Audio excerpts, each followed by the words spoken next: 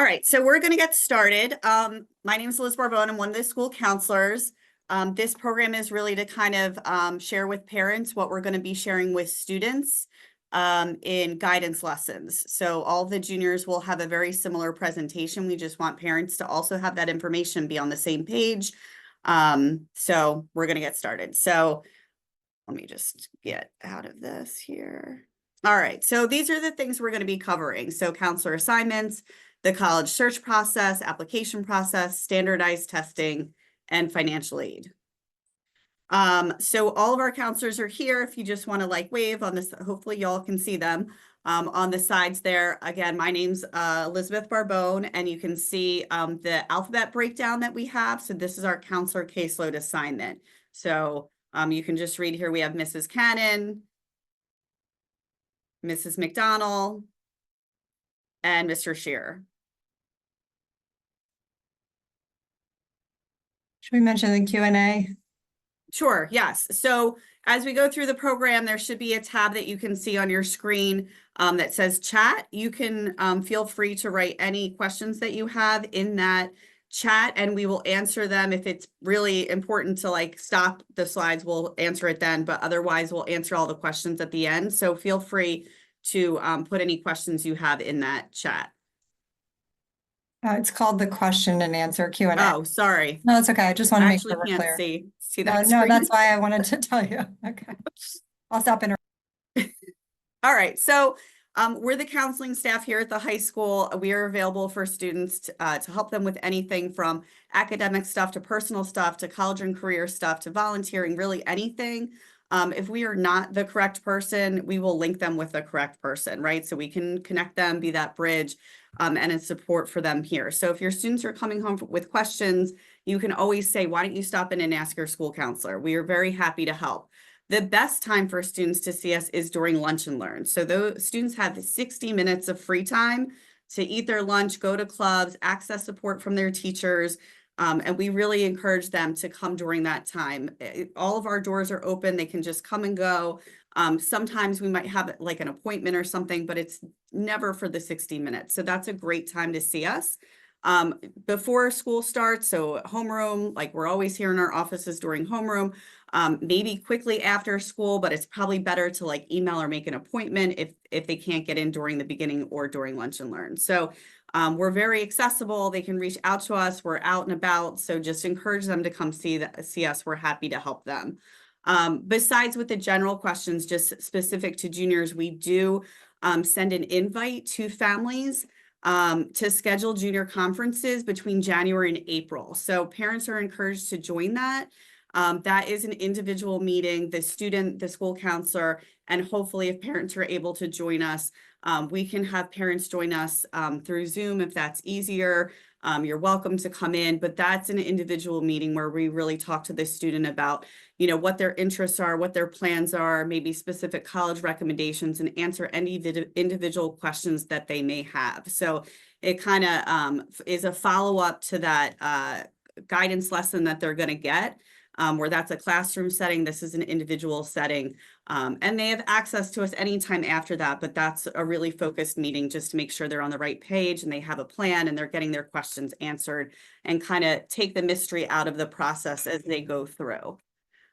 As I mentioned, the classroom lessons, that's all the school counselors are going into the junior classes to do a guidance lesson where we're showing them Naviance and talking about the college search and application process. So it's a specific curriculum lesson that we kind of give to juniors so that all of the juniors are having the same information at the same about the lesson. So we all work summer days. So we have 5 or 6 summer days that we are scheduled to be working in the building. Sometimes students make appointments or pop in or just do a quick Zoom. So if something comes up over the summer in regards to college applications or schedules or things, they can access us during the summer. Typically, if they send us an email and we're not here, our response will be, we're out of the office, but these are the days that we will be available, so that they'll know how and when to access us. And then just we're seeing seniors right now still. So from when school starts to, I would say probably through the holiday, near the holiday break, seniors are coming in all the time. We're helping them with common applications. We're helping them with teacher recommendations and reaching out to teachers. We're helping them with questions that come up as far as like GPA and rank and all that kind of stuff. So we're a support here now through whenever they're done, that application process. So just to keep that in mind, if you have questions, feel free to reach out to us as well. All right, so these are just some things that we are encouraging students to think about when they're researching colleges. The College Board is a good website. Naviance is a great site that I'm going to be showing just a quick demo on. All of the students do have access to Naviance. They have a student login where they can access information, and I'll show you that in a few minutes. These are things just to kind of, we'll be talking to students about considering when they're thinking about what's a good college fit for them. So where is it? How big is it? So if they like the kind of small Springfield feel and they want to be close to home, that's going to be really guiding their college search, right? If they're like, can't wait to get out of Springfield and they want it to be, in the high 80s most of the year, that's going to drive, a search. So just thinking about all of those things. Cost and financial aid is a big one. So having a conversation with your student about how your family is planning on financing college, putting parameters on that so that they're not coming up with lists of schools that are going to put them in debt for the rest of their lives. So just kind of having a conversation and showing them things with that to kind of keep things in the direction they're looking as far as building that list. Majors and educational programs, of course, you want to make sure that they have your major or something very similar. Just as an example, sometimes if kids are going for education, but they're really planning on staying in Pennsylvania, like they want to make sure, at least know the process for if they're going to go to, I don't know, Nebraska for a teacher ed program, they might only come out of that program certified to teach in Nebraska. So how are they going to be certified to teach in Pennsylvania? So like looking at those types of things and just making sure that they have what the student's interested in. Personal factors. So like for some students, that's like, can I bring my dog to campus? There's some colleges that allow dogs. So like things like that, if there's like a make or break situation, like that's something that you want to make sure you're taking into consideration. Campus and environment and housing options. So like, again, looking at those housing options and kind of seeing like some schools have requirements where freshmen and sophomores have to live on campus. That's a requirement. Some campus housing isn't guaranteed. So if you don't get campus housing in a lottery system, where do students live? Is that safe? Is that affordable? Is it really close that they could walk and won't need a car? So all of that kind of stuff is important just to kind of consider. Support services. So that could be anything from mental health support to accommodations for students who had IEPs and 504s in college. So when you're searching colleges and researching colleges, there's a lot of stuff on college websites about these resources and support services. So starting there, but then also taking it the next level when you're on a campus, stopping by that office and asking them about the services you think your student will need or the support services, how students get accommodations in college. Do they have an office or a person that deals with that? And like a point person the student can contact. So these are just important things. There's a ton of things that kids should consider, but these should be pretty strong guiding factors when building lists.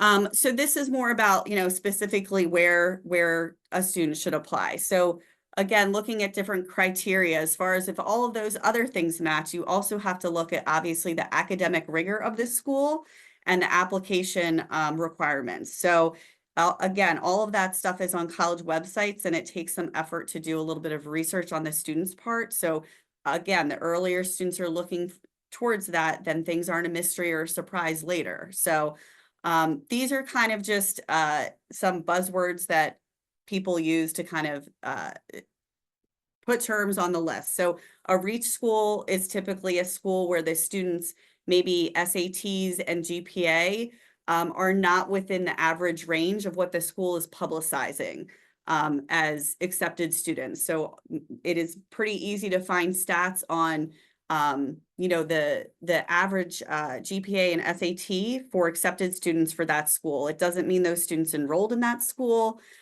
There's always students that they accept that are below that low average and above the high average. So it's just something to kind of keep in mind when you're looking, and I'll show you that on Naviance in a few minutes. A match or realistic school is really where the student's falling right in the middle of that average that the school is publishing. And then safety or probable is where the student's on the higher end of that average for colleges, or maybe above that. So again, none of that's like a fail-proof way to get accepted, but having a diverse list of different types of schools as far as how competitive they are is a better plan for kind of making a college list and building a college list.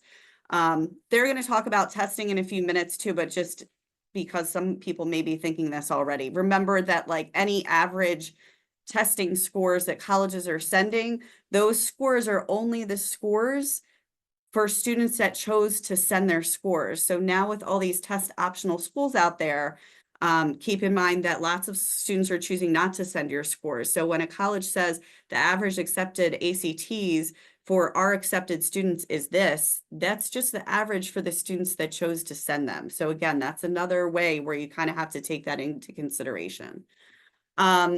Visits. So we have reps visit us. I feel like the last couple weeks, it's been every day. We've had 2 college reps visit Springfield Township High School. So it's actually a live person coming into the building. Students are able to sit with them for a few minutes while they give a presentation, and then they're able to ask them questions. That list is sent to all of the students, juniors and seniors on Mondays, so that they have the schedule of the reps that are visiting. It's during lunch and learn, so they don't have to miss class to attend those. And it's a great way to kind of learn about a school, even if they don't know anything about it, to go with a friend and be like, oh, wait, that sounds cool. They can ask specific questions. They can introduce themselves if they already know they're applying. Sometimes that person who is coming to the high school is the admission rep assigned to our high school. So at colleges, there might be like Jane Smith is assigned to Pennsylvania and New Jersey, right? So she has something to do with those applications coming in. That person might be reading your student's application. That person might be part of a committee making a decision about whether your student's accepted or not. So if they're in the building, we would encourage those students who are definitely sure of applying to get there and introduce themselves so the person can put a face with their name. So just something that we would encourage. There's also virtual visits, you know, that colleges might offer as far as admission reps. We've had a couple of those where we share a link. It's still usually during the lunch and learn time, but most of the time it's in person. We also have the visit schedule posted on the guidance door. It's a window so they can just walk by and see. It's on announcements. So we're really trying to get kids to access those and see those. Sometimes there's only 1 or 2 students. Other times there's a handful. There's more than that, like 15. So encourage your students to look at that. I'll show you the schedule on Naviance as well. Open houses and in-person visits. A lot of schools are doing those now because their campuses are beautiful with the trees turning and things like that on the Northeast, at least. Anything that we get for that, we send through email to the students. So we send it to juniors and seniors so they're aware. Sometimes going to these things are a really sure way for a student to get a feel for, can they see themselves there? So things might look amazing on campus or amazing online, and then they get to campus and it's either like, yeah, this is everything I dreamed of or everything I expected. They're really impressed, or it might fall short and they're like, actually, not really feeling it, you know, but sometimes they don't get that feel until they're actually on the campus, hearing directly from students and admission reps about that school. So we would definitely encourage in-person visits. Again, there's lots of them happening now. We've been forwarding those emails out to the students. Sometimes if you go to those things, they give you an application fee waiver or some sort of priority application code or something like that. So sometimes there's benefits to that as well. Researching colleges and websites and Naviance. I'm going to show you that in a minute too. Let me just see what here. Okay. All right. So before I go into Naviance, this is just a couple things that we're kind of promoting to the students, definitely through those guidance lessons as well. So I'll show you the college visit schedule. There are surveys that they can do on there that are personality inventories and career inventories that they can reset if they've already done, or take if they've never taken them, that ask them a ton of questions about what they're good at and what they like and their strengths. And then it kind of gives them this huge report about how their personality type or career interests align and match with careers, skills, college majors. And then it takes them on, there's all different links where they can click, a certain job title, and it will show them what kind of education level they need, what the daily tasks of someone in that job are. They can click on a map and see what the starting salary for somebody in that occupation is. So Naviance is just a really good resource where they can get a lot of information. It's, online, so they can do it anytime they have free time. So it's just something we're really encouraging students to use. So I'm going to go in and show you some things on there now. So give me a second while I get out of the slides. I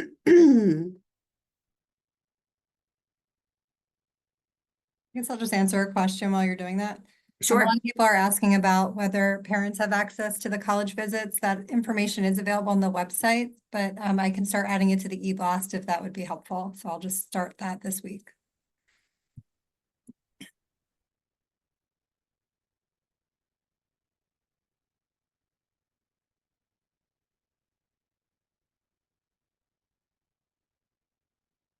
All right, so I am actually using a mock student here. So this is Sally Spartan. She's just our guidance student. So just to kind of show parents a couple things over here. So over here, you're going to see the, let me see over here. So down here is where the college, hold on one second. I've got this Zoom toolbar blocking my view. Okay, so over here on the right-hand side, you can see the schedule of the college visits that are coming up. So you can kind of like scroll through them, and colleges are still making appointments, but typically it's 2 are coming a day. So one's the first half of lunch and learn and one's the second half. So this is just, you can see the ones coming up for the next week quickly over here, just as an example. So your student has access to that on Naviance. Excuse me one second.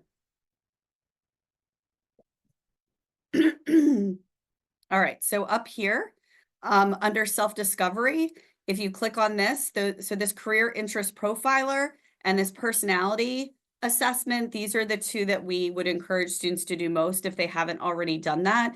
So these are good for all students, but definitely if a student isn't sure, what they might want to go to college for, or start a career in, or get training in. So this is, Sally has done this. I did it a while ago, just as an example. But as you can see, it's kind of giving them different scores as far as career traits. And this is research-based information. So like I came up really high on social, and then it's linking those to different jobs and different career areas. So you can kind of see, again, this is just an example. So it's kind of explaining how I scored high and what that means for me as far as work life and career. It's kind of going through the different things. So I'm just going to pick on, enterprising and view careers.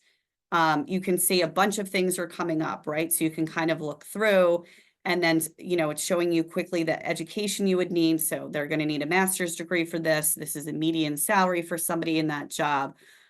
So it's just a lot. There's just a lot of information that can come from those assessments that might help give your student a little bit of direction. This is the personality one. Again, it's based on personality type research that kind of aligns with different careers, job skills, and majors, of not only that students with certain personality types are very successful in these jobs, but that they find them rewarding, that it's a rewarding career. It's not just that they might be good at it, it's that they're going to feel good about it. And we know that that's important. So just accessing those things here. Under career, there's all sorts of stuff under here that students can do, again, to get more information about careers. This is Explore Road Trip Nation. They can take a survey here and it will match them with different careers.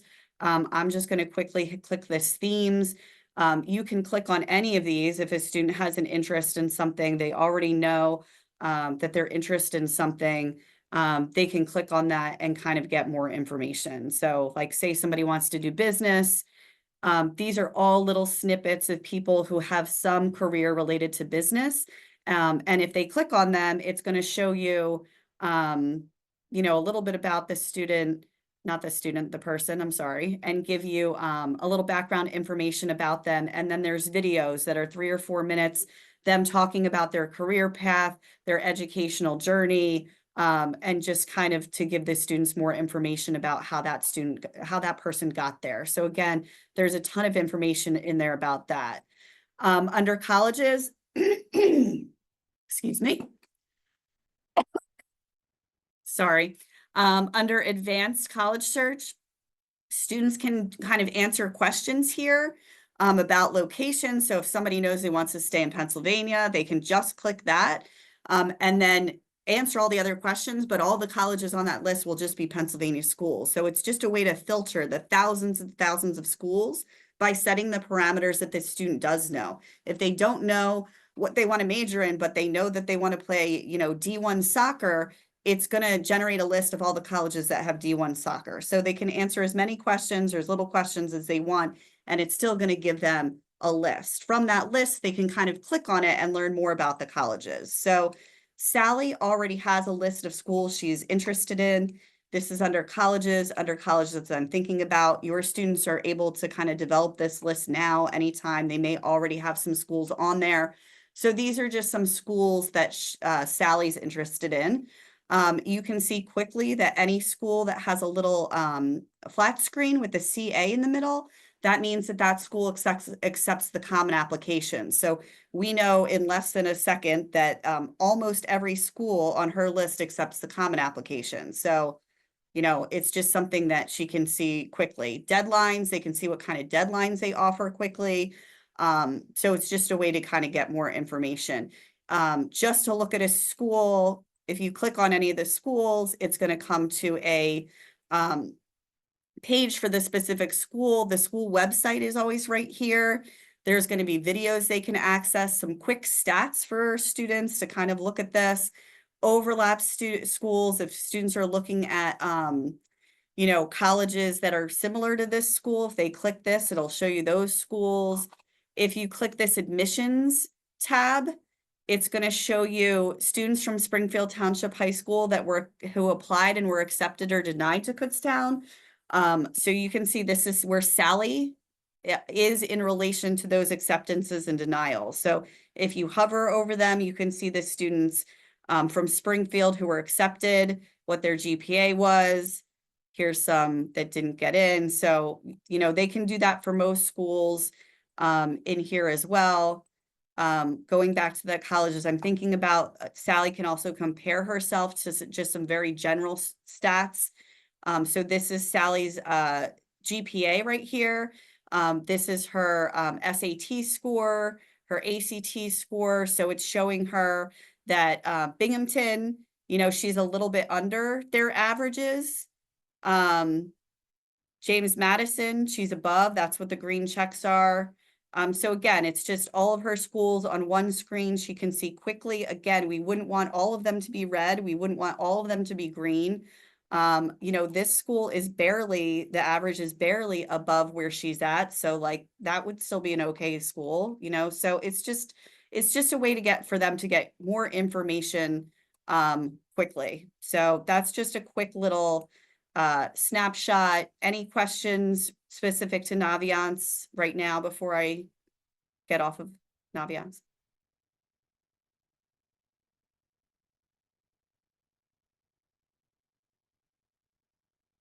No? There was just a request to slow down, but I missed that. Okay, sorry. Okay. Let me just go back here. Okay. Oh. All right, so these are just some upcoming college fairs, and we will definitely have this in the e-blast. I think it might already be in the e-blast. So this is just something, when we have information, we try to share it out. So just so, parents are aware. National Portfolio Day, that is specific to art students looking to go into art. It's located at Moore College of Art, but it's not just for Moore College of Art. So A ton of admissions counselors from art schools will be there, and students can kind of register and then go with some of their work and get feedback on their portfolio from college admissions counselors specific to art schools that require portfolios. So it's just a way for students to get feedback on their portfolio before they actually submit it to a college. And again, different colleges will be there. So there's that. The Malcolm Bernard Historically Black Colleges and University College Fair is coming up as well in November. Just need to move this here. Again, it's at Martin Luther School, but there will be a ton of schools there. The link to the website is in the e-blast, so you can click that and go right to the website for the college fair, and you can find a list of the participating schools and things like that. So just to be aware of that. I also got this morning, this flyer, so I'm just sharing this as well. We're running a field trip to Monco for juniors and seniors on November 13th, and the permission slips can be found in guidance. It's a campus tour and then an admissions presentation for students who are interested. So we encourage all students to take advantage of that. We are really lucky to have a really strong, great community college so close to us. So just to kind of keep that in mind, that that's coming up soon as well. All right, any other questions for me? No? Okay, I'm going to hand it over to Mrs. Cannon, I think. Yeah, that's me. I'm going to be Okay. talking probably for like the next hour, it seems like. No, that's okay. I'm Mrs. Cannon. If you guys don't know me, I am new to the team this year. I've been doing this for, gosh, what seems like forever. So I'm just super excited to be here in case you don't know who I am. So I'm going to be combing through a couple things. We're kind of going to break down the application itself, talk about the application components. There are what feels like a lot of different facets of the application, which again, we as counselors walk the student through, but just from a parent perspective, it is helpful just to know, because there are just a lot of boxes to check in terms of the application. So we do have what's called the post-secondary planning guide. You can either click on the link here, or you can scan the dinosaur QR code that Mrs. McDonald created. It really is just going to give you, really, it's your one-stop shop for everything. It walks you through Naviance. It does talk about everything that I'm about to talk about in terms of application components, gives you a little snippet of financial aid. Ms. Barbone is kind of scrolling through it a little bit for you, but it really is that one-stop shop guide. So in case you lose access to these slides, this is really your best bet to comb through all of that. So it's always accessible. All right. So top admission factors, there are so many, again, different facets of what colleges look for. So we just wanted to break down a couple of ones that schools specifically look for. So I can just kind of read through these. They're obviously your grades in classes. I know we have a lot of students that talk about, oh, my grades aren't good enough. I'm under, the grades that schools are looking for. Keep in mind, we really encourage students to also look into the fact, like, did I show improvement? Schools look for that in terms of, seeing improvement on a transcript. So, that's something we want to take a look at with students if they're considering a college that might be just a little bit outside of their reach. Strength of curriculum. I mean, this is kind of what Ms. Barbone was talking about. Does the school have what the student is looking for in terms of major? Specifically, I've talked to students about, I don't know, I'm trying to think of a major that maybe is applicable to this. If someone's thinking about potentially going into nursing, the school doesn't have a nursing program, but they maybe want to major in biology. We'll take a look at the college's curriculum and see what are the classes that the student would be required to take if they specifically went to that college, just to make sure that the classes in the curriculum at the college are tailored to what that student actually wants. So that's just something to keep in mind. Class rank, we report the weighted GPA and the class rank. So students, that's why we strongly encourage them to take honors and AP classes further on in high school, if they haven't already, we always want them to step outside of their comfort zone just a little bit, to not only showcase their improvement, but also to, improve that GPA and that ranking, which is important. Standardized test scores, I think we kind of discussed this already, that most schools, I think it's up to like 80% of colleges and universities are currently test optional. If a student comes to me and they say, Mrs. Cannon, should I submit my SAT scores? The school's test optional. Like Ms. Barbone showed you in Naviance, you can kind of see what the average SAT score is. If you're right there or a little bit above it, I know we will always encourage the student to submit their SAT scores. Just again, give them a little boost to the application. But also they can qualify for especially academic merit scholarships if they do submit their test scores. In a couple minutes, we'll break down the personal statement in the essay. That is a piece of the Common App. In addition to that, there are some additional essays that students might need to submit depending on the school-specific questions offered in the Common App. There are recommendation letters, which we will talk about further. Extracurricular activities, outside of school, inside of school, encouraging students to develop some sort of leadership or take on some sort of leadership role. That's usually important for us to encourage.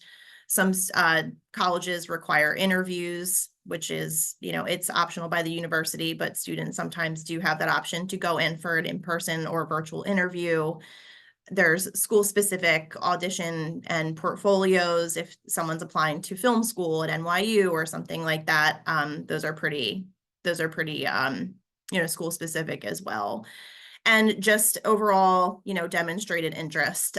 Does the student reach out to an admissions representative? Do they attend visits when they come here? Colleges really document any interaction that the student has with the school, and that's what they call the demonstrated interest. So, I always encourage students like, hey, let's pick up the phone. If you're in my office, you have a question, let's call. They are documenting every phone call, every email, everything, that student is sending to show that demonstrated interest. One thing that's really helpful is the common data set. So if you click on this one, I think it's, we don't have to click on it, but it shows the example from University of Delaware. So basically students and parents can refer to the document to really determine the probability of the student's admission to the institution. It breaks down average SAT scores. It breaks down the number of accepted students by nationality. It really kind of gives you, it's just another way for students to really access, what is their probability of attending that university. And you can find that for any college or university across the board. So it's super helpful. Okay, so application components. So we're going to break this down in terms of, all the things that we mentioned before. We're just going to go into a little bit more detail. So obviously the transcript is the most important. It's the academic record of the student from 9th grade until when we upload it, it's junior year. And then the end of the year, we submit, the final transcript to include their senior year grades and all the classes that they've taken. So we really, again, encourage students to increase their rigor of classes. Obviously, as a freshman, we don't expect them to come in and take, 4 different AP classes right off the bat. It really is an adjustment period. So, as long as the student is showing that they are challenging themselves, that's really all that we can encourage them to do. And again, to boost that, that class ranking in GPA by taking any honors or AP classes to increase the weight. This is what I was talking about earlier, where we do have students that are concerned that maybe in 9th grade, due to a family move or an illness, or I had a student that I was meeting with that qualified for an IEP and didn't receive the support that they maybe needed in 9th grade. So because of those supports being put into place and because maybe of some improvement in mental health, there was an upward trend in grades. So schools really do look for that. In the common application, which I'll talk about later, there is a section for students to, it's an additional information section. So if a student is saying, hey, colleges might look at my grades and say, what was that kid doing in 9th grade? What was going on here? That's an opportunity for students to really say, hey, this is what I did. This is the support I received. This is what was going on. And it does give them the opportunity to speak for, where that improvement came from, which is great. We talked about the GPA and the class rank. Again, we report the weighted GPA in the class rank. So it goes back to just encouraging, taking any classes that we feel are going to challenge the student. Activities, that is super important. It shows the well-roundedness of the student, or it shows a particular interest or strength. I had a student in here the other day was like, Mrs. Cannon, I didn't do anything besides sports. What is that going to be okay? Yes, I mean, as long as you're showing, I think, a particular interest, you've developed some leadership activities, you've shown some progress. That's really what schools are looking for. Obviously, we want to see, students trying new things, new clubs, activities inside and outside of school. But as long as you're involved in something and you're showcasing, a particular strength or interest inside and outside of the community, then you're really good to go on that end. So SAT scores. Again, test optional. Sorry, can we go back there? So you might be wondering, how do I find out which schools are test optional? There is kind of your one-stop shop here called fairtest.org, where you can search for any colleges or universities that are or are not test optional. So that's just another resource that you have access to. Okay, letters of recommendation. So these really are school dependent. We obviously work with the student to determine what letters of recommendation are needed at the time of the application. Usually we see that most schools do require one or two. There are a fair number of schools that do not want them at all. They just don't want another piece of the application to comb through, so they don't require them. When students are applying, and Ms. Barbone kind of showed you that students can go ahead and make a list in Naviance of schools they're thinking about, and eventually we'll move them over to schools they're applying to. But when they do that and they are requesting a letter of recommendation, which they do through Naviance, the school does show you right there how many teacher recommendations are required. There are sometimes where students do want to include a letter of recommendation outside of school, so a coach or a mentor or something like that. Those can be done through the Common App. They add someone as a recommender, they put in their email, and it sends them a specific request for through the Common App to have them upload the document directly into Common App. There are some colleges and majors, specifically if someone's applying to nursing school, anything, a particular facet of like a university, like a nursing school at maybe the University of Pittsburgh or something like that. They sometimes do require a specific teacher recommendation from either a science teacher or a math teacher. So that's just something we want to keep an eye out on. When students are putting in the request, we want to make sure that they're hitting that if that's something that's required. In addition to that, we as counselors do write a letter of recommendation for the student. Most schools do require it. Students fill out what's called their brag sheet. It gives them the opportunity to share with us what they would like showcased about them in their letter of recommendation. So we submit that through Naviance, so that is separate in addition to the teacher letters. I always encourage students to say, hey, listen, like, just write me a letter of recommendation. It's another piece, I think, that boosts the application. So we're always happy to write them. We're busy writing them now. It keeps us very busy too. So it gives us something to do. So we're always going to write that if the student needs it. Okay, so application components. So now we're going to break down the essay and the personal statement. So what I am finding, even though I'm brand new to the high school, that it looks like all students do complete this during their 11th grade English class. That's right? Okay, I see a lot of head nods. Perfect, thank you. So it's great. I know the school that I was coming from, there were a couple of teachers that did do this, and there were some teachers that did not. So obviously that made it a little bit difficult for students that did not have an English teacher that required this as an assignment. So as you can imagine, this is a really, really great addition that the 11th grade English teachers are putting into place. So really, it's an opportunity to showcase the student's personality. There's a couple of, I think there's seven questions that the student, or prompts that the student can pick from in the common application, where they can talk about, maybe a challenge that they've been through, or something like a life-changing event, anything like that. Or sometimes they have the opportunity to really kind of submit any type of essay without a prompt. So there's lots of different questions that students can pick from to share, what makes them unique. It really is too just a sample of how they write. It's 650 words, which I think for a lot of students, it sounds like a lot. And then you sit down and you start to write it and you're like, oh my goodness, I'm maybe at 1,000 words. I really got to cut that down. So they, as you can imagine, they do that on purpose. 650 words is not a lot. So they want to make sure that in that small piece that you are showcasing what makes you unique, and they want to make sure that you have the ability to showcase yourself as a writer. There are some schools that do not require it, and students will know that. They'll know that through the Common App when they're applying. In addition, I think I might have mentioned this earlier, there are schools that do require some supplemental essays. So in the Common App, this is one thing I will always show the students when they're in with me. When you make your list of schools, there's like little drop down arrows under the schools they're applying to. And there's a question section. So schools really have the ability to ask anything that they want. Sometimes it's silly questions. There was a school the other day, it was like, what is your favorite movie?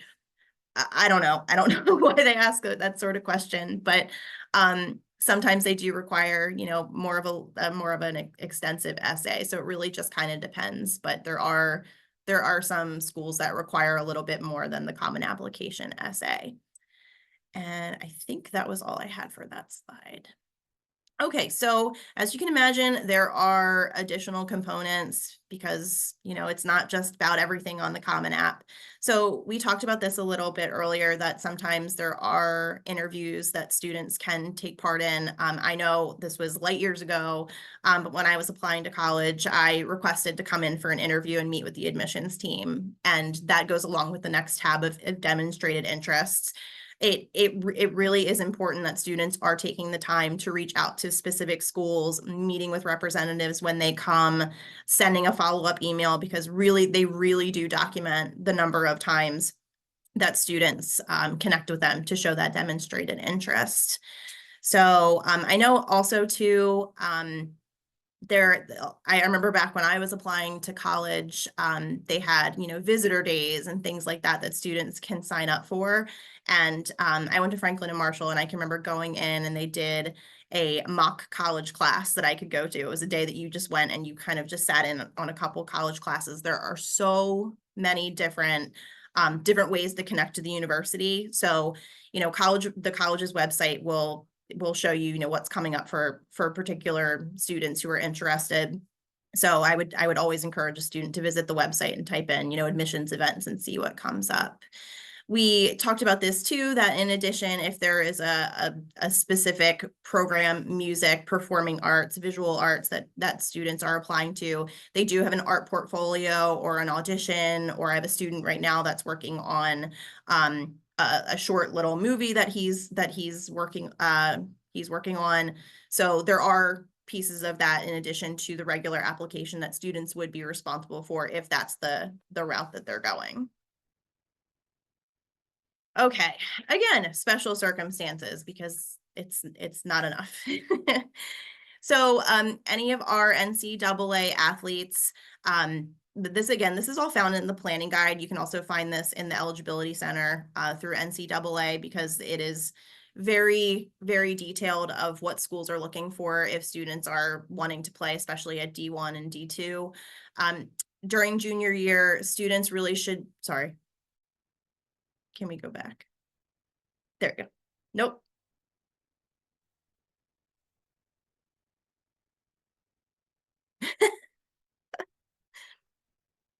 You can go. Okay, there you go. All right.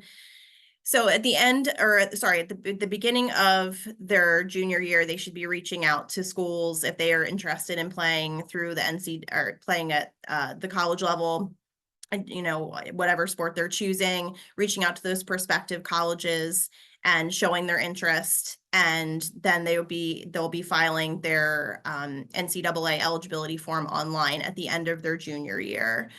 We then, as the counselor, we have the student fill out a transcript request form and a permission to release their records, and we have to upload their transcript through there to, again, make sure that they're meeting the qualifications to be eligible to play at the college level.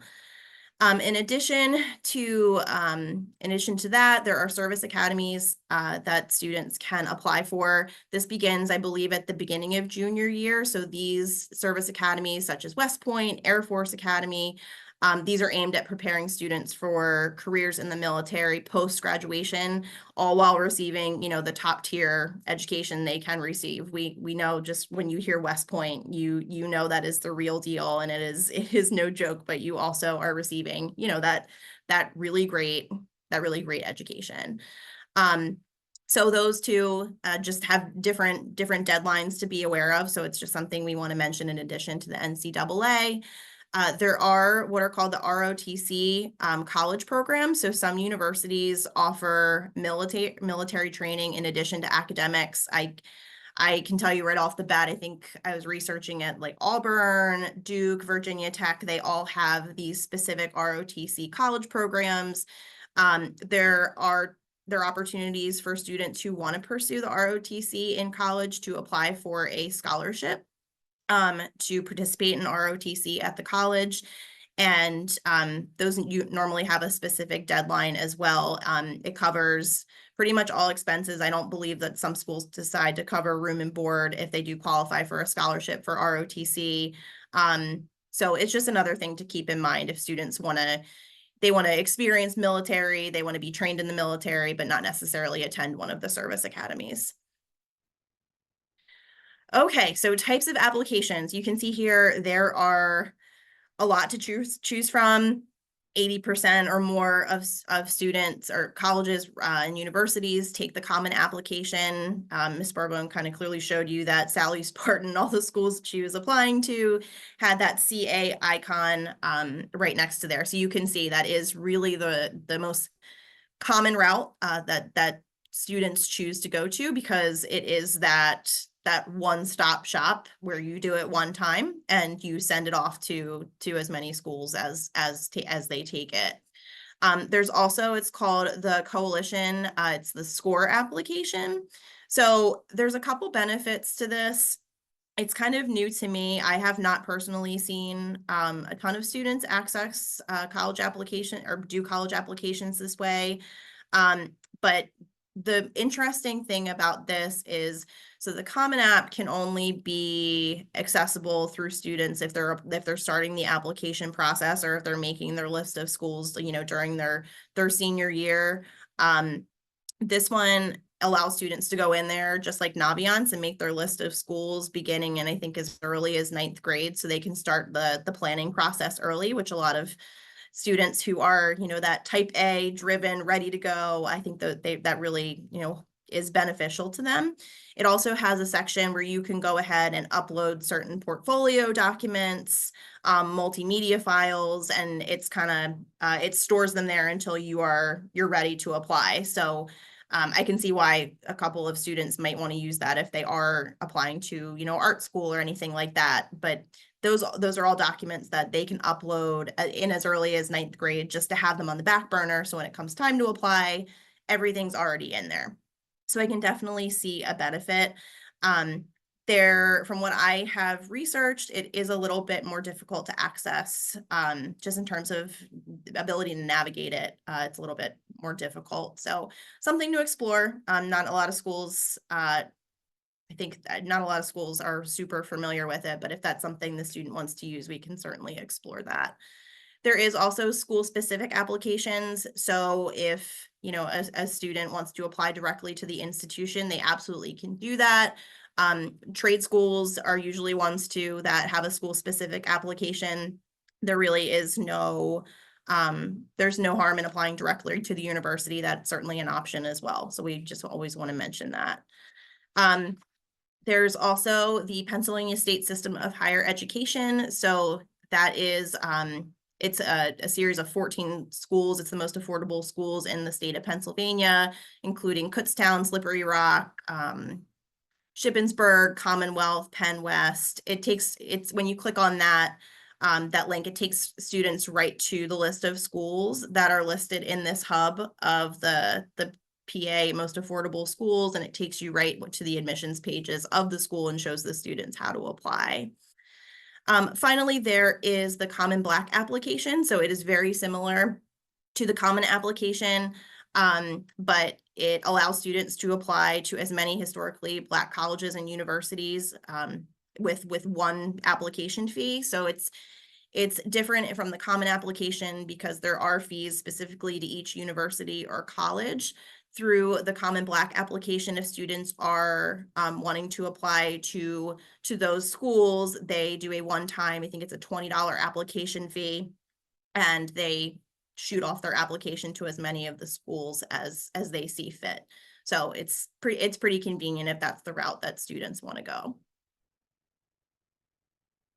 Okay, just a couple of application tips. We've kind of hinted at all these already, but these are just messages that we give students over and over and over. It never hurts to apply early. When we're meeting with students, I mean, obviously we are tracking their applications. We can see their deadlines. But having the student know those deadlines is absolutely crucial, whether they're putting them in their phone or whatever method to the madness that they are using. Just making sure that we are completely synced in terms of when things are due. This is especially crucial for students that are applying to an art school or, you know, for theater, those with auditions and portfolios. We are sometimes as counselors required to send documents by a certain time that we are unaware of unless the student is getting direct communication from the school. So that's just something that, you know, we really rely on students to keep us informed. If they need something by a certain time, then we want to make sure we meet that deadline. Let's see, obviously staying organized, that kind of goes with what I was saying, just making sure that the counselor, student, parents were all on the same page. That's why we do offer these in-person or Zoom meetings in the spring, just so we all have an idea of what's coming senior year. As you can imagine, senior year starts, we are flooded with students ready to apply or maybe still not sure of what they want to do. So just making sure they're having kind of that game plan in place before senior year, and making sure we all are in agreement of what that student's goals are is super, super helpful. So there's also just a number of forms students are going to need to fill out in terms of, you know, releasing transcripts, requesting these letters of recommendation. These are all steps that we will go through with the student, but there are many things that need to be done before the student clicks submit on the application. So just making sure that we are checking in with the student, making sure they have those required forms is essential. We encourage the students obviously to come see us at any time. We want them to be their own advocate, but also, you know, use your resources. Use us as many times as you need. If we haven't met with a student yet, and if I haven't connected with them to know what their plans are, I'm certainly going to be reaching out. But obviously, you know, we want to get the ball rolling as quickly as possible. So it's always helpful if the parent can say, hey, just touch base with your counselor, let them know what's going on. So just make sure we're all communicating. This sounds so silly and probably self-explanatory, but students are using their personal email addresses to apply to college. So just making sure that their email addresses are as professional and as appropriate as possible. And if they're not, it might be time to create a new one. So this is just a rough overview of types of application deadlines. This is something I think we as counselors consistently drill into the students' brains to make sure they know how they are applying. So ones that you'll hear often are regular decision, which is just, that's exactly what it is. There's one set deadline. There's nothing specific about it. There's rolling admission, which means if the student applies, the school kind of rolls out the admissions, or rolls out the acceptances as they come in. So there's not a specific time that every student receives their answer if they got in or not. The students get the answer as they apply. There's early action. Early action really is showing just a level of interest in the school or the college or university they're applying to. In my opinion, if a school offers early action and that is a school that you are genuinely interested in and I would highly consider attending, if you were accepted, there is no reason to not apply early action so that you do get your admissions decision early. And again, you showcase your interest. So the one that we really drill into the students is this early decision, because it is so restrictive and it is a binding agreement with the school. So it is beneficial if a student is applying early decision, which means if they do get accepted to the school, they are required to attend. And there's a benefit to that. I know that I personally applied early decision to my college of choice, and it was the best thing I ever did because it got to be February, and all my friends were like, "I don't know where I'm going," and I'm like, "I do." So it was great. And it was, the school that I really wanted to go to, so it was beneficial. But we as counselors through Naviance, if a student does apply early decision, we do have to sign off on an agreement that says, yes, this student understands what early decision is. So there is that checks and balances, which is great.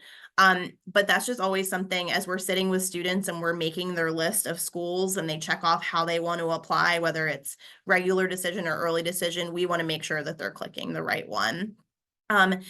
There is something also called priority deadline, which is similar yet not to early action. So just in case you're wondering what that is.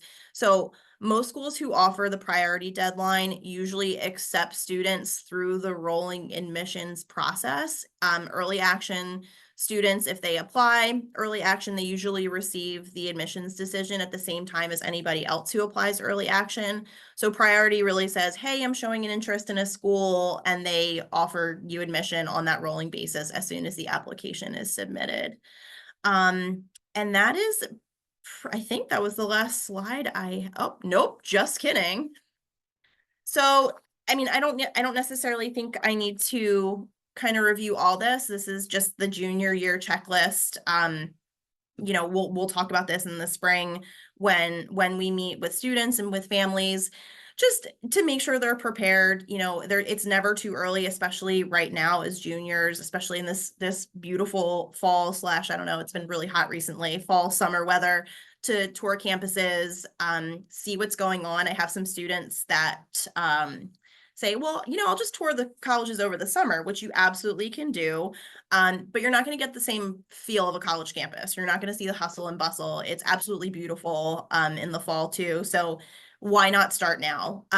Just, making sure we're checking all these boxes. So when they come in September, we are hitting the ground running and we kind of know what that plan is and the goals that they have. Summer before senior year. So again, continuing to visit colleges, they can start opening the common application and making their list of schools after August 1st. We can obviously add schools at any time, but that's just an opportunity for them to go in and just start the exploration process, work on their essays, consider taking the SATs again or the ACTs again if you're thinking, oh man, I think I could do a little bit better. I did a little bit of studying. Let's try that one more time. And at the end of the summer, before they come back in September, really we're looking to finalize that list and starting the application process. So I know we as counselors start meetings with students, right when they get back, and they flood our offices anyway. So we start that very early. So as much as students can do ahead of time, just to streamline the process and make sure they understand, what they're getting into, that's the most we can ask for. I think that was all. Yes. Perfect. Does anybody have any questions before we move on? I mean, I know we can answer them in the Q&A, but. There was just a question that I meant to type into, but I said I would answer it live, so I have to now. When class rankings are available, so counselors have access to that and students can reach out to their counselor. Typically, the end of junior year would be the rank that we use, but if they want their rank sooner, we have the end of sophomore year for your children right now, so they can reach out to their counselor for that. There are times too, if a student takes a class over the summer school class. I had a student that wanted to make sure that summer school grade was included in the transcript. So that's just another thing. If a student does take a class over the summer and they need an updated GPA or class rank based on the grade of that class, that's something we want to make sure we get in there too. All right, I'm going to pass it off to Mr. Shearer. Thank you. Hi, good morning. Thanks for joining us. I'm going to talk about the college entrance exams. As some of the other counselors have already talked about, there are a lot of things going on with the test optional policies with colleges, and then looking at different scores and how they may be skewed depending on how kids are reporting their SAT and ACT scores.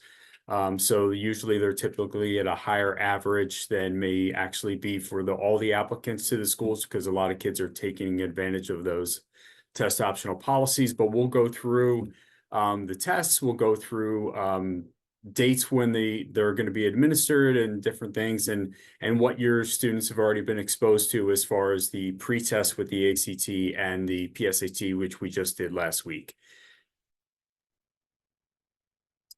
Next slide, please. It's not responding.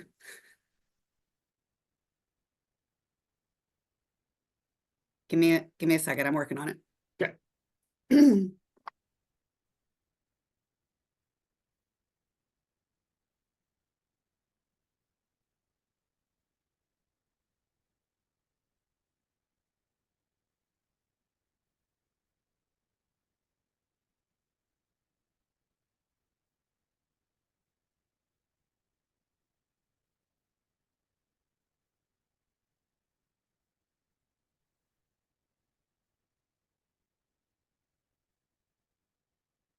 Where's your, I don't know. It's trying to, like, how do I get this back to?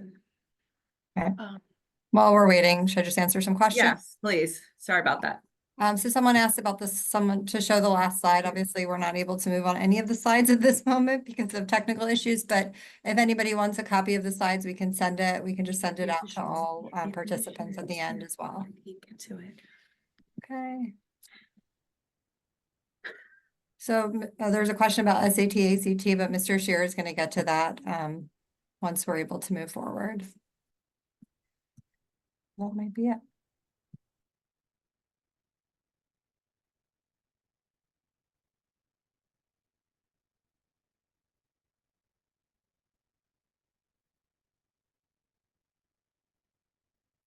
Okay, here we go. Looks like we have control back. We can go right here. All right. So these are the two college entrance exam tests, the SAT and the ACT. Most of us who grew up on the East Coast or the West Coast took the SAT because those are the regions where it's really more popular. The ACT is more popular in the Midwest and the South. Because colleges are getting applications from all over the country, they really have no preference which exam your student's score is going to take and what scores they're going to submit. So you can do either one. I'll go through in a little bit about how our kids have already been exposed to both tests. But for now, right, the SAT last spring moved to a digital format. So students take the SAT through their Chromebooks. Our technology department has downloaded the Blue Book app, which is required for students to take the SAT. If you have a home device, a laptop, you can also download the Blue Book app if your student feels more comfortable testing on that device rather than the Chromebook.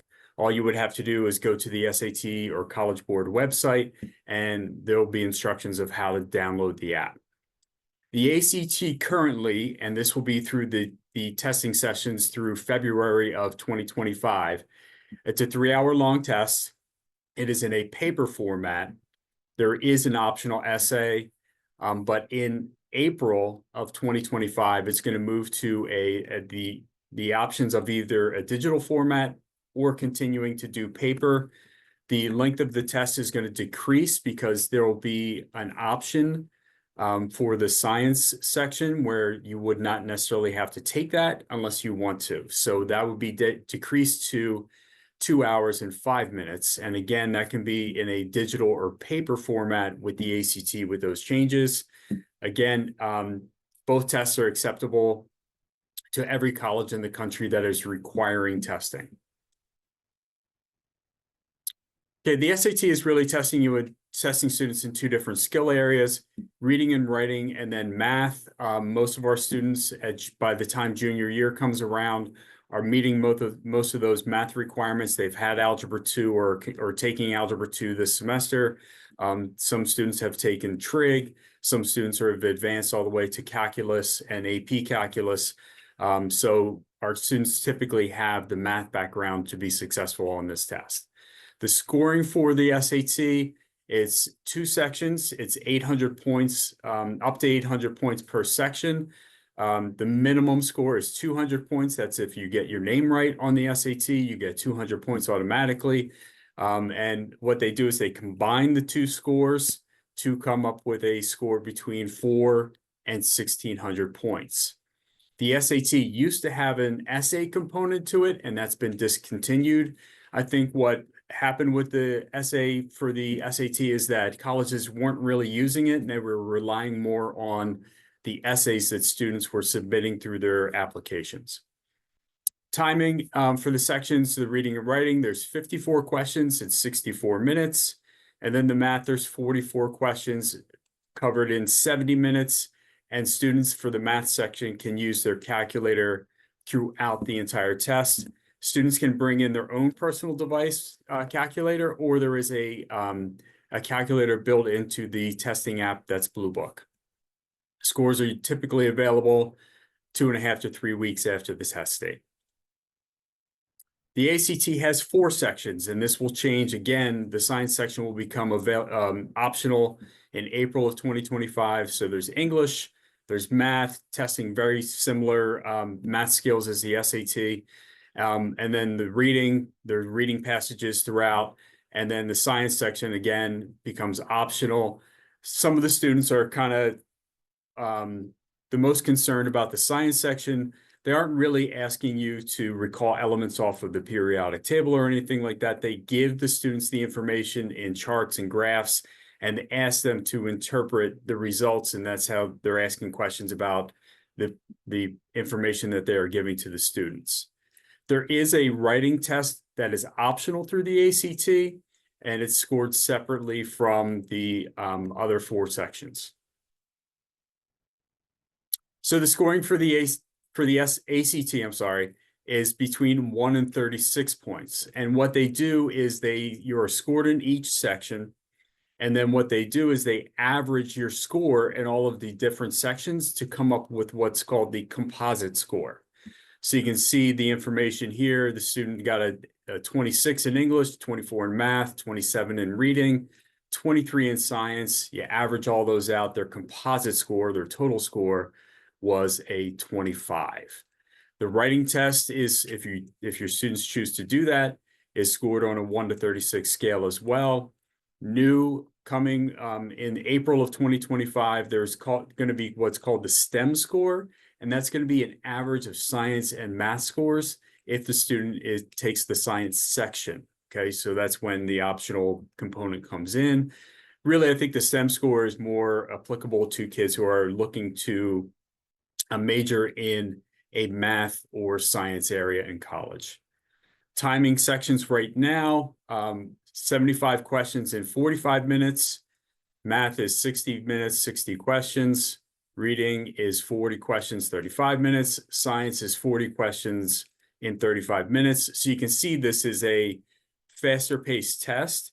What students usually tell us is that the ACT, the questions are more simplistic in their wording and what they're asking for, whereas the SAT can be a little bit more confusing or detailed in what they're asking. So students are usually able to fly a little bit faster through the questions on the ACT. In April of 2025, when the ACT is going to be shortened in length, the English section is going to be 50 questions in 35 minutes. Math is going to be 45 questions in 50 minutes. Reading 56 questions in 40 minutes. And then the science section is going to be optional, but it will be 40 questions in 40 minutes.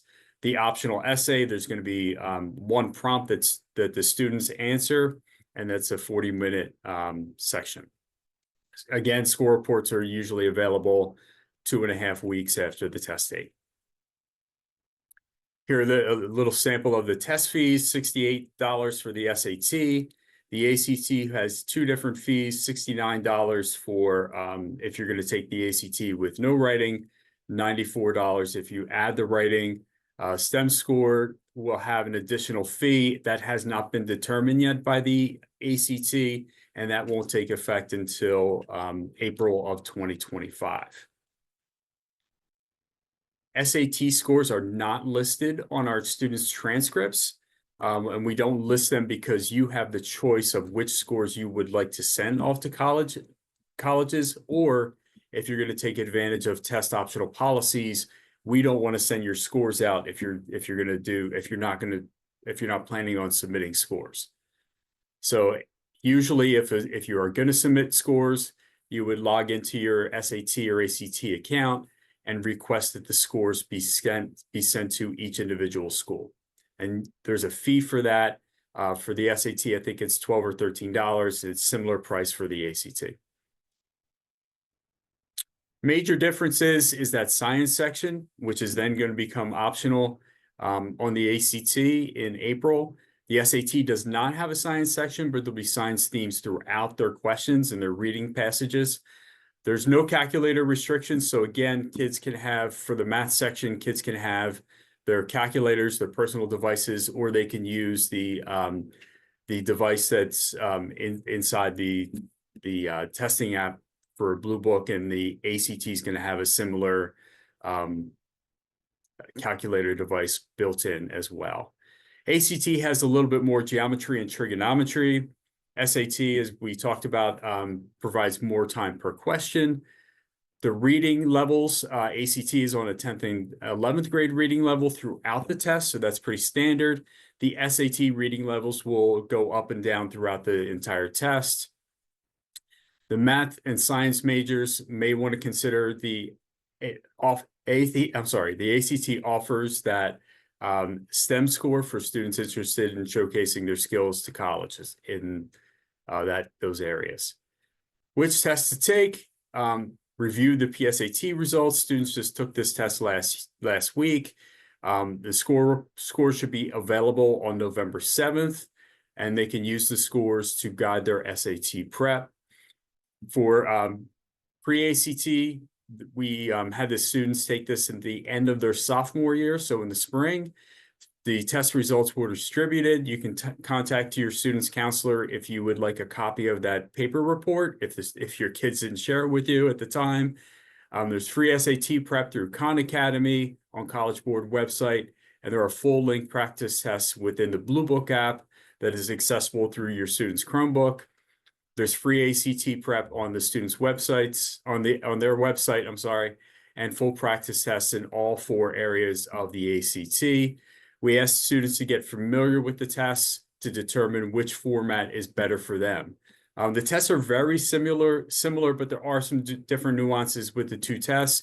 Some kids feel more comfortable with the straightforward answer or questions of the ACT. Some kids like the pace of the SAT because it's fewer questions per minute. Colleges really do not have a preference over which test the students are going to submit. Students can take both tests, and then they can see which test they score better with and submit those scores, or take that for a second time with the test that they feel more comfortable with as well. Here's some SAT and ACT test dates. So December for the ACT, February, and then that new format, that digital or paper format, and a shorter test goes into effect in April. The SAT is going to be 2 hours and 14 minutes, and that's always going to be digital from here on out. You can see there are dates December, March, May, and June. There's also an August date for the SAT that just has not been released yet. Test optional, the 2 Liz's talked about test optional policies already. Fair Test is the website you can go to see which schools are offering test optional. Just keep in mind that some schools for merit-based scholarships may require either the submission of an ACT test score or an SAT test score. Advanced placement, many of your students are taking advanced placement courses culminating in an exam in May. Typically how colleges are using AP scores, they will give, some schools will give college credit for a score of 3, 4, or 5. The scoring scale for AP exams is 1 through 5, 5 being the highest, 1 being the lowest. So typically they're looking for scores of 3 or higher to give them either college credit or course placement. So for instance, instead of having to take that Calc 101 because you scored a 4 on your AP Calc exam, you can go to Calc 102. Okay, so course advancement. The College Board has a link and a link to how each college in the country is using their AP scores and for every single subject area. And you just go to that website and you can punch up, NC State, and you can see how NC State is using the AP statistics score, what score needs to be attained for college credit or course advancement. And I'm going to now push over to Mrs. McDonald, and she is going to talk about financial aid basics and the paying for college. Somehow I got the fun part this year. So I know you've just received a whole lot of information. I am not a financial aid expert, so I'm going to give you an overview of the college, the financial aid process, but I will encourage you all to attend. We have a parent session in the fall of your child's senior year where there will be financial aid experts talking to you about the financial aid process. Additionally, when you are looking into colleges, it's a good idea to meet with the financial aid offices. Those people are also the experts. So what I'm talking about today is just basically giving you an overview of the process. Okay, so what is student financial aid? It's funding that's available to students who attend college in the United States. It's used to cover cost of tuition, room and board, indirect fees like transportation, books, supplies, all of the costs that are associated with attending college. So the FAFSA is the most important part of this process. The free application for financial aid is the application that you will use to apply to colleges. If you have other children or if you went to college, you may remember that that was sometime in January, maybe when you went to college. When I went to college, it opened in January. It moved to October. Last year, they decided to completely redo the entire application. And if you have children or friends who went through this last year, it was a little bit of a nightmare. The application didn't open until sometime in January. This year, it's supposed to open in December, and then for next year, when you are actually applying for financial aid, that date is to be determined. It could be sometime between October and December. When we have that information, we will include that in the e-blast. We also will, like I said, have a financial aid night in the fall, and we'll have that, hopefully that information for you by then. So college is expensive. Most people, and depends on your family situation, will need some kind of assistance applying to college. I get a lot of questions about, should I complete the FAFSA? I don't know if I'll qualify or not. My recommendation, obviously every family is different, is to try it at least the first year and see what comes up. That way, if your financial situation changes for some reason, your application is on file, or you can just determine if you even qualify for financial aid just using that application. Go back, sorry. Every college will have a different deadline for completing the financial aid applications, depending when the application opens. So just make sure you're checking the financial aid office websites to find out those deadlines. Ms. Cannon talked about the different types of deadlines. A lot of times students who apply early decision have earlier deadlines for financial aid as well. So back in the day, there was a PIN number that students and parents had to apply for to complete the application. Now it's called the Federal Student Aid Number. or the FSA ID. So students and parents can apply for that at any time before they complete the FAFSA, and that will be their electronic signature that they'll use each year when they apply for the FAFSA. On the FAFSA, students can add up to 20 colleges. So typically most students don't apply to more than 20, but it's definitely not unheard of. So if you send the FAFSA to 20 colleges, but you have more colleges, then you can go back at a later time and update that list. There's also something called a FIA grant, which is part of, which is at the end of the FAFSA application. And this would be for Pennsylvania residents only to complete, and that would make you eligible for any state grants. Each year, students have to complete the FAFSA. Every year that they're in college or in graduate school, they have to renew the application around the same time each year just to remain eligible for financial aid. So again, this is the student aid and, oh, no, I'm sorry, so just kidding.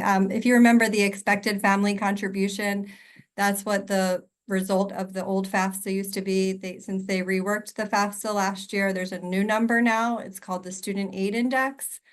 And it's calculated based on all of the information that is put into the FAFSA. So it represents the financial strength and ability to pay for college.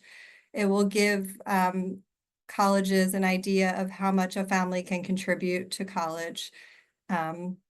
So colleges will use that to determine a student's eligibility for financial aid, including grants, scholarships, work study, and loans, which I'll talk more about in a little bit. The SAI can change each year while a student's in college. It's based on annual tax information from the previous year. So if your children are applying to college next year, they will be using the taxes from this year that you'll complete in January. So it's called prior year because it's 2 years before your child actually enrolls in the college. I think that might be it about SAI. Okay, so there's another application that colleges use, some colleges use to determine eligibility for financial aid. About 200 colleges use this, and it's typically the more expensive colleges. A lot of the private schools use it. It's called the CSS profile. And this would be completed in addition to the FAFSA. The CSS profile becomes available every October 1st. That hasn't changed. And students would fill that out, and parents typically would fill that out. It has more detailed information than the FAFSA. And again, each college will have a different deadline for you to complete that CSS profile for. It's a lot of really detailed information. So some parents like their children to sit and do the financial aid application with them. I know my dad made me do it every single year. He tortured me and I had to sit and do that FAFSA with him. But really, it's your financial information. So it's mostly kind of on the parents to complete that. All right, so there's different types of financial aid that are available. The main difference is merit-based and need-based. So merit-based is awarded based on some kind of artistic, athletic, musical, or academic skill or strength. So maybe your child has a 4.0 GPA and the college wants to give them money for that. Or they're an athlete who's going to play Division I or II athletics. They might get merit aid based on that. For merit aid, sometimes students have to either continue playing a sport or continue maintaining a certain GPA while they're in college to continue receiving that merit-based aid. And then there's need-based aid, and this is based on the applications that I talked about before, the FAFSA and possibly the CSS profile, if your college requires that. They'll look at a student's financial need based on family assets and income I think that might be it. Yeah. All right, so I just broke down the different types of financial aid that are available to students. So the first one is loans. I know that sounds scary to a lot of people, but when you complete the FAFSA, students are offered loans in their name, and they're the federal loans. And these are usually the lowest interest loans that you can get.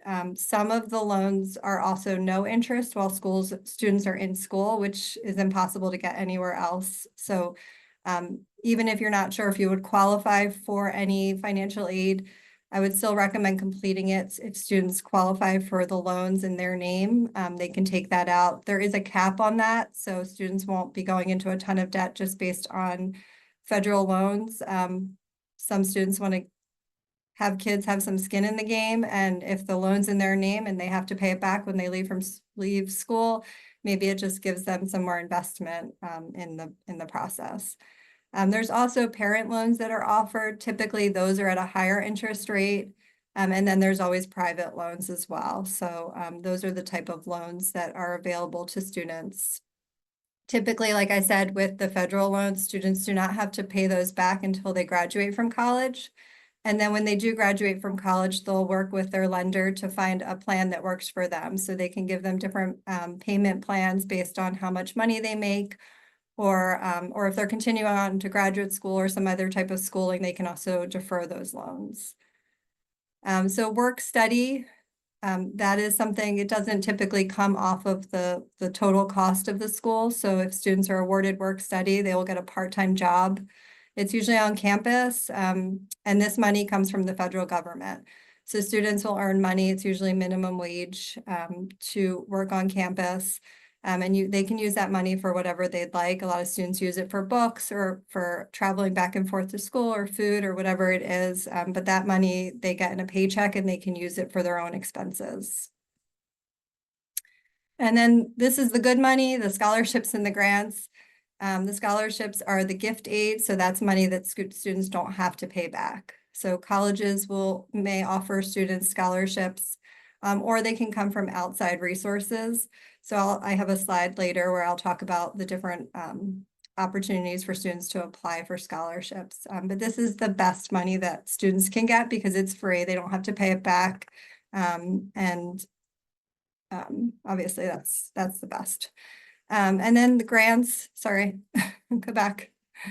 So grants are also free money. There are state grants, there's grants from the university, and then there's also grants from the federal government. The grants will be determined from your FAFSA or your CSS profile, and that is also money that doesn't have to be paid back. Okay. So after students apply to the colleges and they're accepted and their FAFSA or CSS profile has been completed, colleges will send out financial aid award letters. If students need help or if you need help reviewing those award letters, your counselors are available. We can help you to compare them. The letters will list the type of financial aid you're eligible for. They'll have a list that says, these are the grants you're getting, the scholarships, you get this much in work study, and then these are the different types of loans that you're being offered. So you have the option to not take things. So if you're offered loans, you don't want loans, you have a way to pay for it otherwise. You can say, I want all of this work study scholarship or grants, but I don't want to take the loans. That's fine. The cost of attendance will also be on there. So it'll be the estimated cost of attending the school for 1 year, including like books, supplies, transportation, loan fees, other things like that. And then it's always a good idea to sit down and compare those letters to see how much money you'd be paying for each school. I think it's a good idea. A lot of students or parents look at colleges and see the sticker price. Rarely is that what people pay. So I personally went to a small liberal arts school because it would have been cheaper than going to that larger state school, just based on the amount of money that was given to me. So I always think it's a good idea to just compare the letters and make that decision as a family. What is most important to you and what will meet the needs the best. So there's a lot of financial aid resources out there. Every college is required to offer a to provide a net cost calculator on their website. So if you go onto the financial aid website and you're trying to figure out, is this something that we might get money for? Is this a college that we could pay for? You can put in all your information and they'll give you an estimate of how much money you would qualify for that college. So that's something you can do now. So if you're looking into colleges and you see the price and you say, no, there's no way that we can pay for that, I would suggest doing the net cost calculator just to see. I went to a webinar the other day and I think Harvard said that, not that everyone's going to Harvard, but there are a lot of colleges that are giving a lot of money. I think they said 25% of students are not paying tuition at all because they qualify for financial aid. And there are a lot of colleges that offer no loans, or they'll make sure that you can pay for college without loans. So typically those are the schools with the larger endowments, like Harvard and Ivy League schools like that, but there are other smaller schools that also offer very good financial aid packages. These are also, the FAFSA forecaster is another way to preview eligibility. Like I said, in the fall of senior year, we'll have a financial aid night and a FAFSA completion night. So that will be an opportunity to meet with people who are experts in the field, to ask your questions. And like I said, the financial aid officers at the college are also really great resources for you. So the planning guide that I believe Ms. Cannon talked about in the beginning, I'll send that out to everybody. It's also going to be in the e-blast. But everything we talked about today, including financial aid, there's a section on that in the planning guide, and it's a really good resource. Also on the high school website, we have a scholarship and financial aid page as well. And then here's some scholarship resources. We'll share these slides with everybody, but here's just some good resources for students to research colleges, or sorry, scholarships. A couple of years ago, we had a college rep come out and he mentioned, this kind of stuck with me, and I always talk to students about this, to treat applying for scholarships as a part-time job. So if you spend an hour a week applying for scholarships, completing the applications, writing the essays, and you get a scholarship for $500, that's more than you would get in a part-time job. So I think a lot of students set their sights on the larger scholarships, the $10,000, the $20,000 scholarships. Those are typically harder to get. There are a lot of scholarships out there for $200, $300, and some students don't see the benefit of that, but that's $200, $300 that's not coming out of their pockets, or money that they have to pay back. So I would say apply for everything. If they want to spend an hour a week applying for scholarships and they just get one or two, then I think it's worth it. I talked really fast. I drank a lot of coffee while I was watching everyone else. But now we'll go to the Q&A. So if anyone has any questions, you can just put it in the Q&A. Or if we answered a question that you don't feel like we answered well, feel free to put it in again. So the question was, does the amount of federal financial aid offered differ on the college applied for, or is it consistent no matter where you apply? So it will depend. Mr. Scheer is going to answer it. Yeah. Oh, do you want me to answer it? Oh, it's okay. So it just depends on the school. Typically, you will qualify for the same amount. It just depends on how expensive the school is, on how much money they offer you and how much money they'll make up. So I don't know if anyone wants to add to that. I think, like I said, the net cost calculators on the college websites are a really good resource to figure out how much each school will offer you.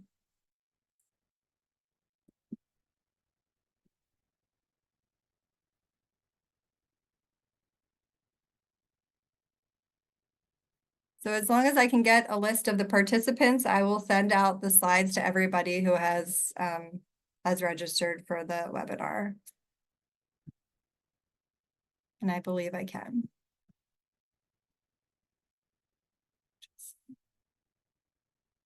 Yes, I can. So I will send that out automatically. I'll also send a link to the college planning guide to everybody as well.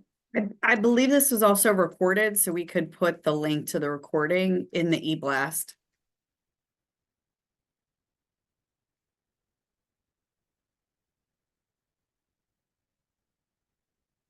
You're welcome.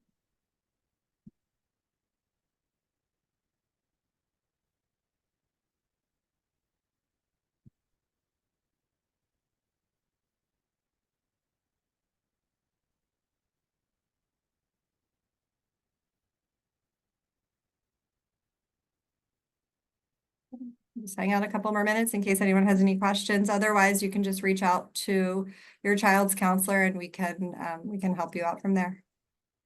Thank you for coming.